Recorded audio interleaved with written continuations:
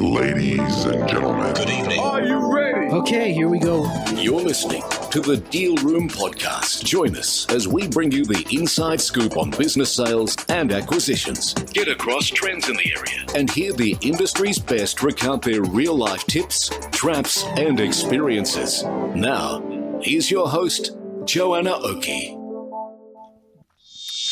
Hi, it's Joanna Oakey here, and welcome back to the Deal Room Podcast, a podcast proudly brought to you by our commercial legal practice, Aspect Legal. Now, in this episode, I'm talking with Kristin Carney, founder of Piper Health, all about how doctors and medical practice owners can prepare their practices and themselves for a successful sale. With more than 4 decades of experience in healthcare, from nursing and practice management through to leadership roles at Oka Health, Genesis Care and Blackmores Limited, Kristin has advised on more than 200 successful transactions, helping practice owners get ready to sell both financially and emotionally.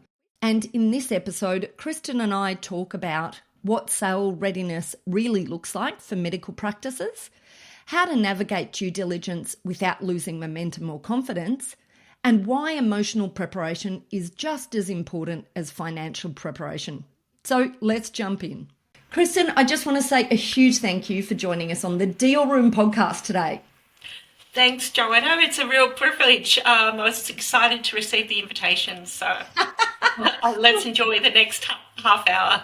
I know, absolutely. Well, I absolutely know I will, because I've heard you talk about such interesting things, Kristin, in the past. And that's why I wanted you on the podcast, because I think you bring a bit of a unique view. But where I want to start actually is maybe, how about we just start with a bit of your background? Well, why don't you start just talking a little bit about what you do now? Yep, but then if you could tell us how you got there and why. Yeah, absolutely. Look, I live in the very top of the Blue Mountains, and that was a bit of a lifestyle change triggered by COVID. At the same time, I'd been working in corporations for like years, and in the healthcare space, general practice, pathology, specialist services, but predominantly in private equity or listed organisations in executive type roles. I did have a nursing background, which actually put me into healthcare at the start, and but over like a course of 30 odd years, I've always sort of worked with doctors, service provision, professional services, etc. So I run a little advisory whereby I work with doctors who are selling or wanting to sell or planning to sell to large corporations, okay? And that's triggered by my background, obviously, because I've worked with a number of those big organisations, but on the other side of the desk. And it was just through some, professional experience that I really felt that there wasn't a real advocate for doctors in this space to advise them on what it's like to deal with a large corporation.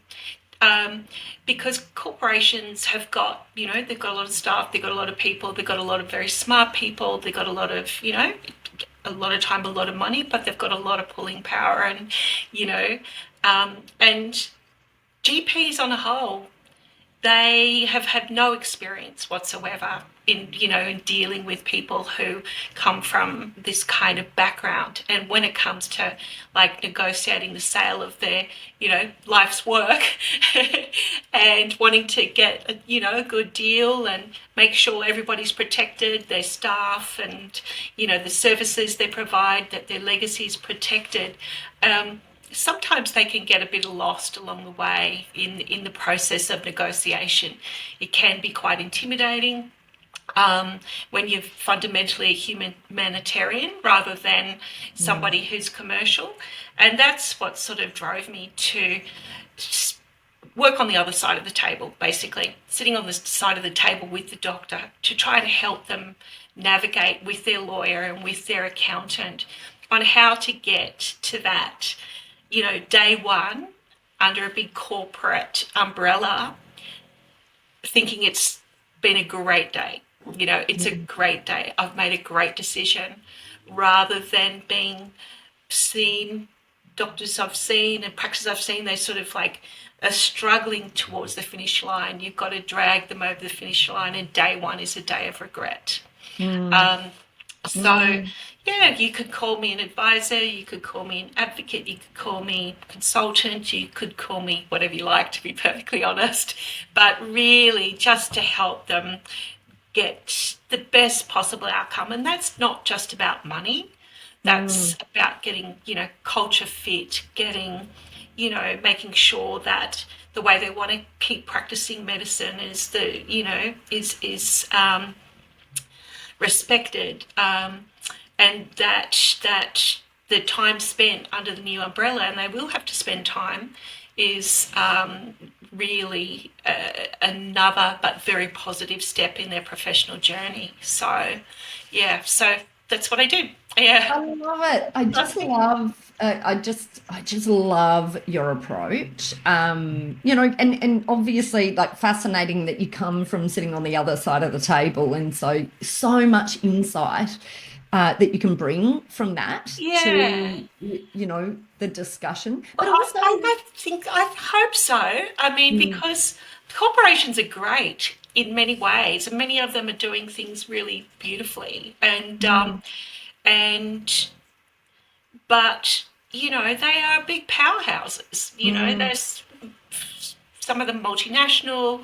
They've got like a huge amount of resources, and it can be intimidating sitting with them, let alone on the other side sometimes. So but anyway. But I mean, it's an interesting thing, isn't it? Because I do find, you're absolutely right about corporates being a bit intimidating, from a doctor's perspective, or actually any owner of a small business who hasn't and doesn't on a day-to-day basis deal with the management of larger organizations on important transactions. And of course, this is often the most important transaction of their life, and they're dealing with a counterparty, someone on the other side of the table who they don't really understand, and often will come in with teams of people. They never come by themselves. That's a generalisation, but on the whole, they never come by themselves. There's a team, and there's nothing There's nothing more. I guess you can see the look on the faces of selling doctors.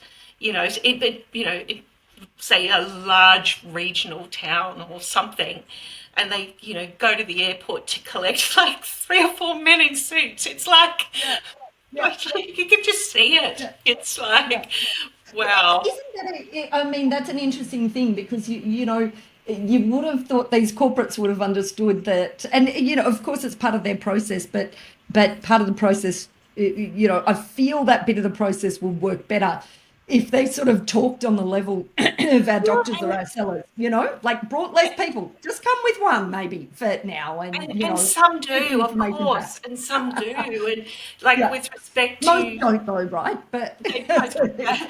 but I also see that a little bit as my role as well. If I've got a client and it doesn't matter whether they're metropolitan or whether they're regional or wherever, and I think that it would be better served if you rock up in a pair of jeans and, a T-shirt, with a collar.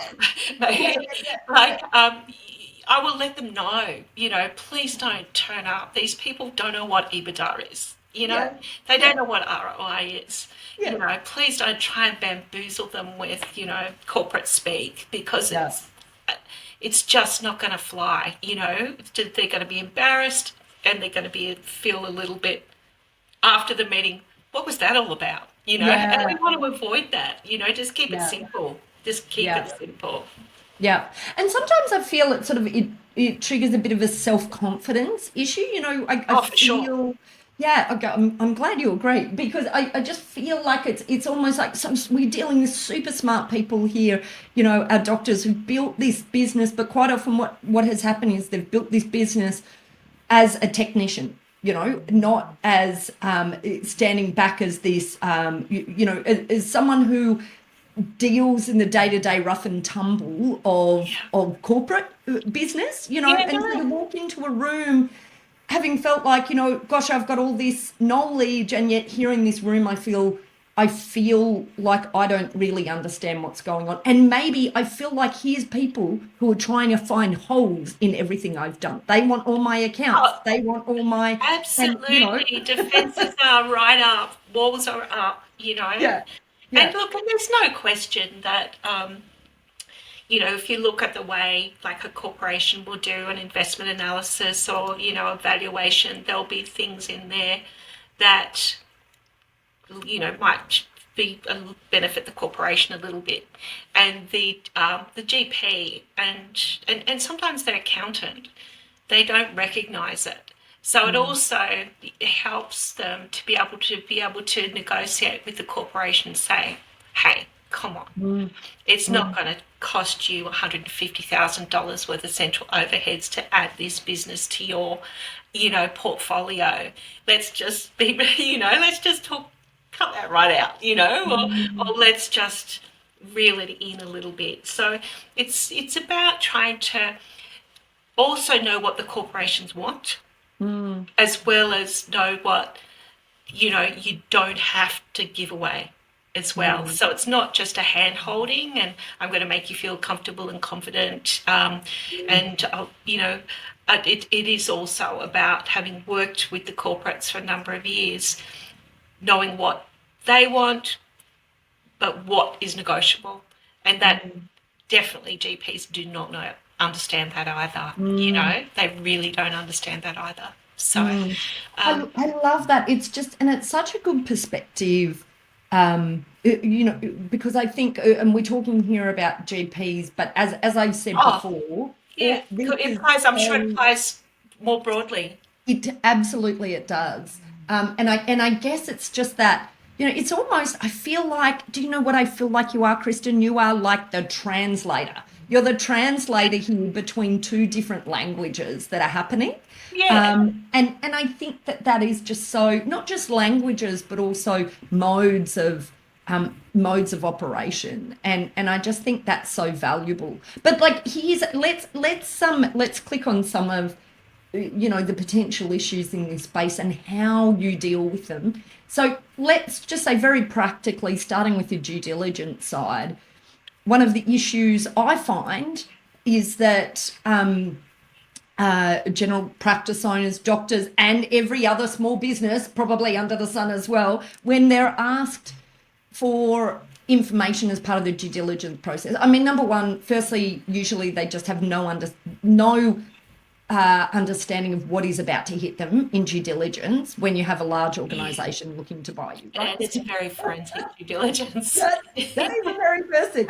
And it can be exhausting, but also very time consuming.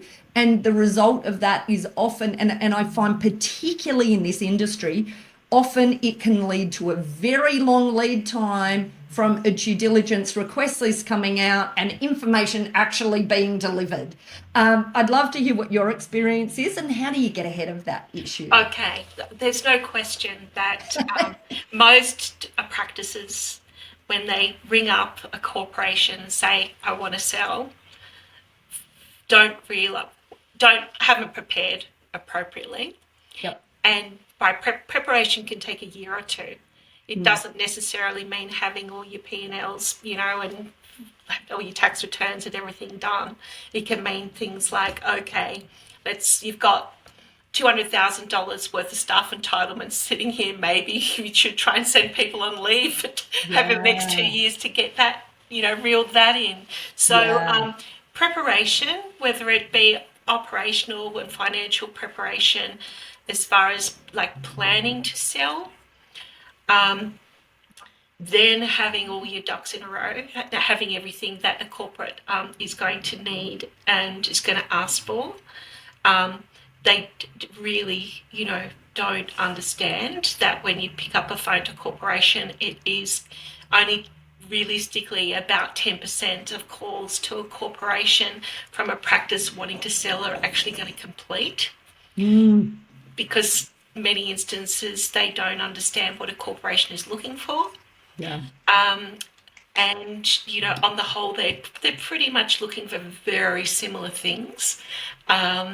So one, it can be very disappointing. You think their life's work, everybody's going to want it, but they'll pick up the phone and the corporate is not interested, okay, because it doesn't meet their criteria. Then it's a lack of preparedness as far as you can't present your material on post-it notes, and if you get as far as due diligence, just, having insight into just how forensic that due diligence is going to be, because the likelihood is the corporate is probably going to pay more for the business than, your independent doctor or an internal purchaser, another doctor working within a practice. A corporate's going to offer a lot more money, most likely, but they're going to want a lot more information, and it's extremely tiring.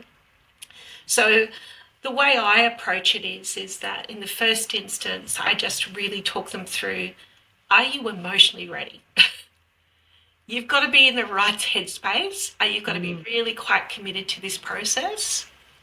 If there's more than one owner, are you all aligned? Because there's no point in two of you thinking, yes, I want to do it, but only the third one of you has got one leg out the door. So you really have to be aligned. Who are you going to include in this? Are you going to run this, or are you going to engage your practice manager? Is it going to be your accountant, or, have a voice within your group? And what I do then is I send them a list of things they need to get prepared that I know a corporation is looking for, and I won't even start the process with them, and I'm very upfront about that until you got it ready, because they won't start it either, and sometimes because they might be talking to 10 different businesses at a time. I know it's hard for a practice who's selling. They think this is mine and everyone wants me and loves me, but you could be one of 10 or 15. So I explain that you've got to be ready, and this is what readiness looks like. So, and I do try to just make the information, very clear, make it very efficient, and I do set timelines for the corporation as well as the practice, because, if a sale is going on, it's a year down the track, there's something very wrong here. So I do set timelines and expectations from both corporate's perspective. And I find, dealing with any company, they'll say, well, we'd like this process to take 4 weeks. We'd like this process to take 2 months. Can you commit to the timeline? And they'll be, usually pretty upfront and honest. And then, of course, there could be something unforeseen that happens during the process. So making sure I've got absolutely everything that they need, setting timelines, presenting it in a way that a corporation wants it presented. Sometimes, and no offense to anybody, but somebody who wants to, like any other profession, but there is absolutely no point in somebody who's wanting to sell it to a corporation going and paying $10,000 for a beautiful information memorandum and evaluation. And you do see that as well. So there can be two extremes, complete lack of preparedness, but then there's over preparedness. And you see that as well. There's beautiful 25-page glossy. It's unnecessary, because corporates have got enough smart people in their own group, and they're going to do their own. And they'll chuck it. It's like seeing a CV that's 25 pages long. Read the first page, you don't go much further. So it's getting the right balance. Just keeping it flowing, just keeping it flowing, keeping the lines of communication open, being really transparent. And I guess because I'm willing to just ask the questions as well of the corporation, like, just straight out, do you want it, don't you want it? If you don't want it now, what can be done to improve it so we can come back in a year's time or 2 years' time, How do you like to run the process? I love the way, I just want to say, I love the way you're saying that, Kristin, because one other thing is in this, in this type of transaction, there's a lot of emotion, there's a lot of from the sellers. So there's a lot of emotion because this is their baby, It is their baby. And really important, but also it feels like this important opportunity and maybe their last opportunity to turn this business, to liquidate the value out of this business. Yeah, just basically to realise the asset that they've developed, life's work. For many, this is their superannuation as well, That's right. Because for some doctors, they may not necessarily have managed their finances as well. So to get this right is really important. But I think because recognising that there will be this emotion, having someone who can stand in the middle of that and have these decisions without the emotion behind them. Yeah, definitely. I think I do think that I do bring empathy to the process, both for the seller and the buyer, because it can be tricky. And it's where I think also when practice owners come to sell, they kind of see it initially like a transaction in real estate. It's about the price. You want the house, you want the best possible price, but it's not a transaction in real estate. Okay, well, it can be, I guess, if you're selling the property, but on the whole, it's not. That you've got all those staff involved. You've got doctors who operate their practices within this practice that's selling. You've got spouses who have, worked on the front desk in the first 10 years while the practice is, getting up and running. Sometimes spouses or, that could be husbands and wife working in the practice. It can be a bit of an emotional minefield.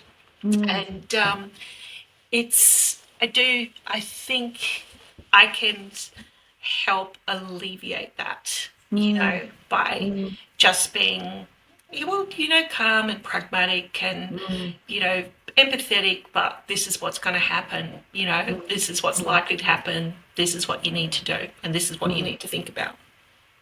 Love it.